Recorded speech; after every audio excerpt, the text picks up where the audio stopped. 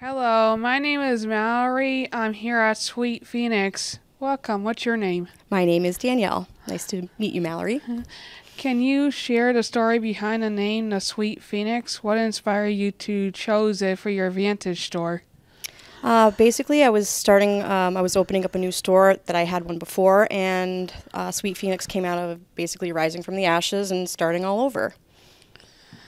What attracted you? What attracted you to the world of vintage clothing and antiques, and how did your journey into this business begin?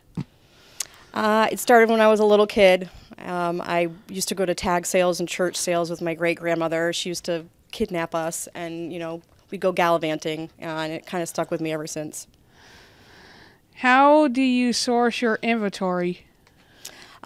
You can do tag sales, you could do auctions. Right about now, people come to me and they're looking for ways to, get their items with other people, and usually I can curate through that. So I kind of make it a little bit easier on me. I'm in the shop and it comes to me now. Are there specific places or methods you prefer for finding unique items? I think mostly just interacting with people out in the world when I'm out there, and also in the store, because they start telling stories of their lives and then they talk about the things that they've acquired through it, and then one thing leads to another and it finds its home somehow. Can you tell us about a memorable item or collection you've acquired in the store for the store in its significance? Yes, actually I can. I took on a commission collection, and it turned out to be a lot of items from a woman that used to be an antique dealer, and she had since passed, but I had taken on her collection to help her son, and going through the collection I was unwrapping things, and it seemed like it was almost like we were kindred spirits, because she collected the same exact stuff I did, and now she gets to live on through the shop and do the same thing that she was doing when she was around. And I'm honored to do that. What challenges did you face when starting a store, and how did you overcome them? Aside from like the normal ones, I think one of the hardest things is maybe like just time. Time and energy, and being efficient with it, and having to do things like childcare and figuring out things like that. But I think it's always going to be an ongoing struggle, but it does take a village, and the community has been pretty good about that, and everyone's been working together, and yeah, it's been a hub. How do you decide which items to feature in your store, and how do you ensure they appeal to your target audience? If they look at it and they're like, wow, I've never seen that before, or that's really cool, or they make just a really cool noise, I know that it's something that they'd probably like. So I just keep holding on to that, things that speak to people, on a personal level. Vantage stores often have a distance atmosphere.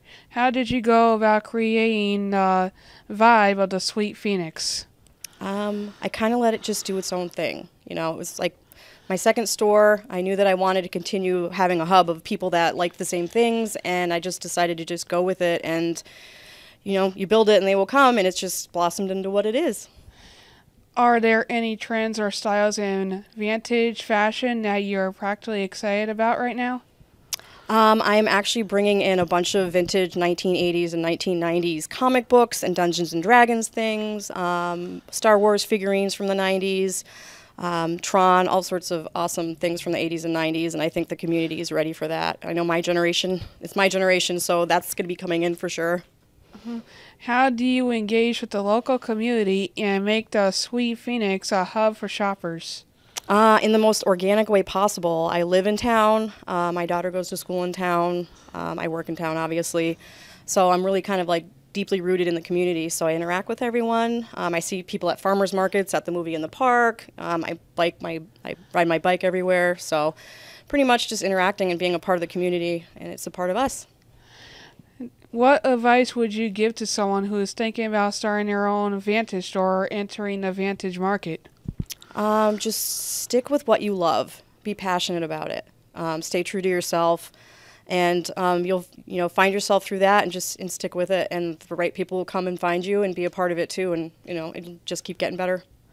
That's cool. Well, thank you for your time. Thank you for coming. This was fun. Thank you so much. No problem. And thanks for watching GCTV. See you next time.